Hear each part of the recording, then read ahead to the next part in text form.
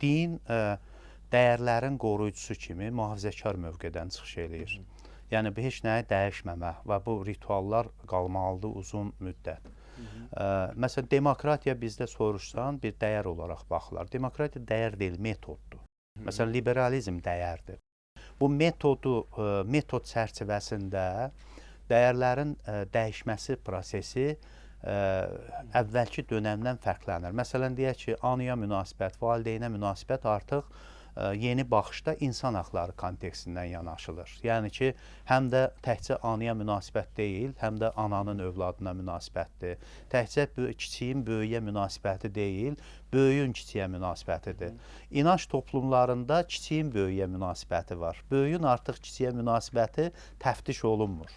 Amma müasir demokratiya metodu içində bunu anlayamaq istəyəndə, onda görürsən ki, insan haqları kontekstindən məsələyə baxmalısan. Və burada əsas məsələ dəyişən dəyərlərin necə baş verməsidir. Cəmiyyətin, dəyərlərin dəyişməsi, onun irəliləməsi, onun hansınsa sıradan çıxarılması funksiyası heç vaxt cəmiyyətin, toplumun üzərinə düşmür.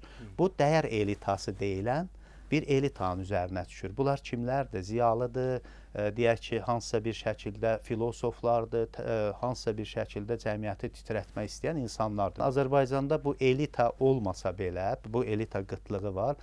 Məsələn, Mirzə Fətəli Axundov bir dəyər elitasını üzərinə götürmüş bir şəxsiyyətdir.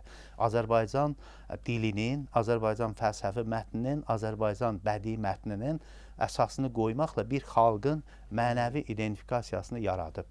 Həsən bəy Zərdabi xalqın publisistik mətnini yaratdığına görə bu gün bizim mövcud ola biləcək ziyalı generasyonumuzun mənbəyi bu dəyər üzərində formalaşır, onun yaratdığı dəyər üzərində formalaşır. Ona görə də biz dəyişən dəyərlər məsələsi deyəndə onun həmişə metoduna baxmalıyıq, hansı yolla dəyişir. Bizim xalq olaraq Azərbaycanlılarda birinci növbədə Rus işğalı ilə və Ərəb işğalı, Fars işğalı, nə bilim, Monqolların işğalı ilə biz assimilyasiya yolu ilə bir dövr dəyərlərimizi dəyişmişik və müstəqillik qazana qədər assimilyasiya əsas mahiyyət budur ki, sən özün heç nəyi dəyişmək istəmirsən və necə ki, başqa bir ölkə, başqa bir güc gəlib sənin başından vurub, sənin keçmiş dəyərini dəyişir. Məsələn, bizdə deyək ki, şəriət hüququna görə qan intiqamı vardı. Bizdə şəriət hüququna görə qadının bazarda kölə olaraq satılması vardı. Rus işğalından sonraki dövrdə yeni bir modern hüquq tətbiq olunanda bu qadağan olundu.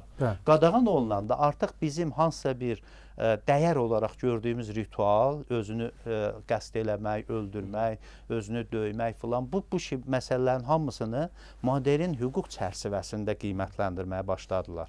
İkinci isə yanaşma, xalqın özünün dediyim dəyər elitası o dərəcədə formalaşır ki, bunlar akulturasiya deyilən bir mərhələyə gəlirlər. Akulturasiya artıq özün könüllü olaraq başqa bir təmasda olduğun mədəniyyətin elementlərini özünə götürüb, özününküləşdirmə prosesinə başlayırsan. Biz özümüz dəyər yaradan mahiyyətdə və keçmişdə olan imkanlarımız məhdud olan bir cəmiyyətik. Biz yəni indi özümüzə gəlmiş, müstəqil dövlət olmuş, müstəqil bir düşünmə istəyində olan, hələ onu da bacarmayan bir vəziyyətdəyik. Ona görə də biz dəyişən dəyərlərə istiqaməti yönətməliyik ki, necə dəyişək ki, bizə faydası olsun.